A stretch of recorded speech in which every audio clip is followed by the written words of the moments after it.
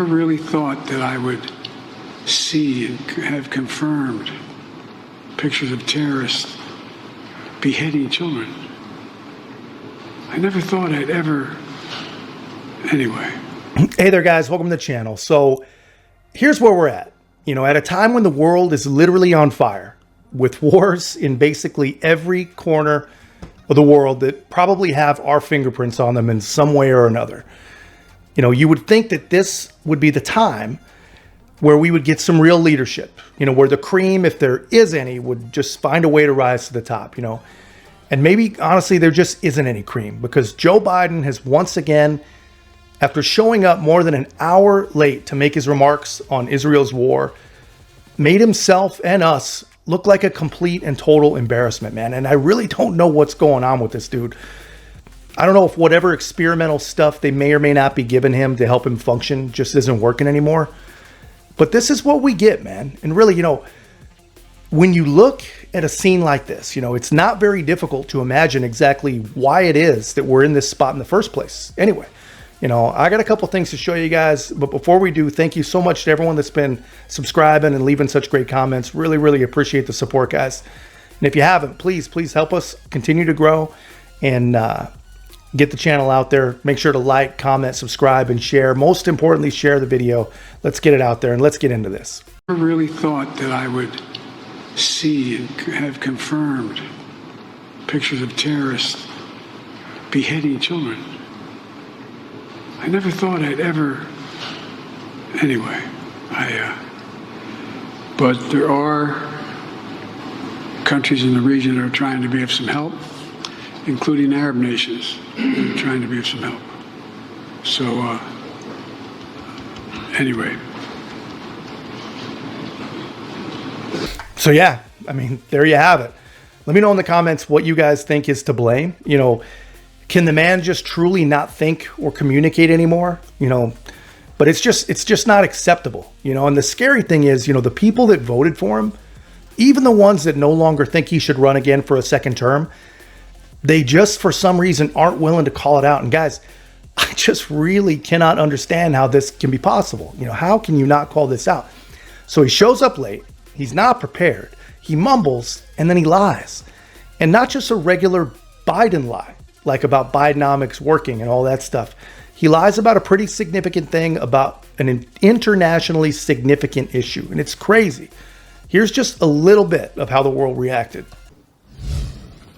This morning, the Israeli government is clarifying statements made and claims made yesterday that children were found decapitated following the Hamas terror attack Saturday.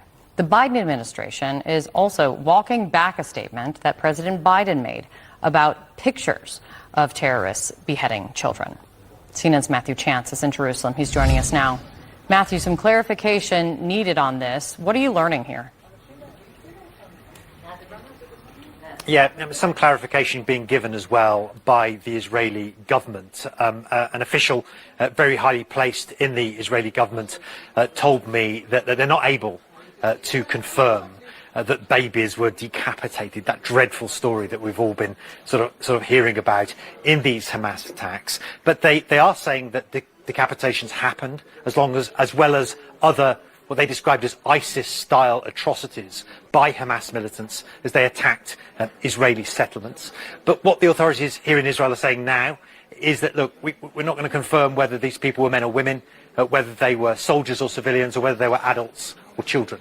And so that's the clarification that's being given to us at this point, you know, in this dreadful story. But I think we have to bear in mind that, of course, you know, many children have been killed.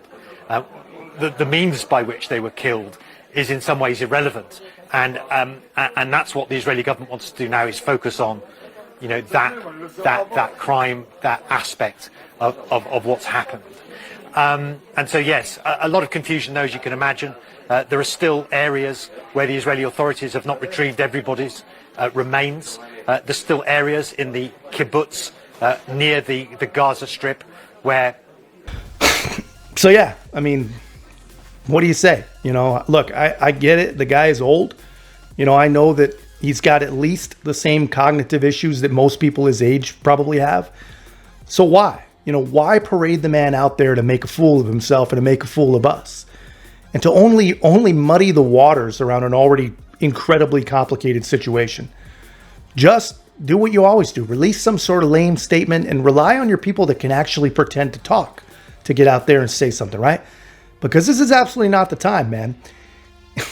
And it's not the part of the world that we need to be making mistakes, you know, any more mistakes, that is. And here's the thing, you know, I know the man's, you know, default setting is to lie.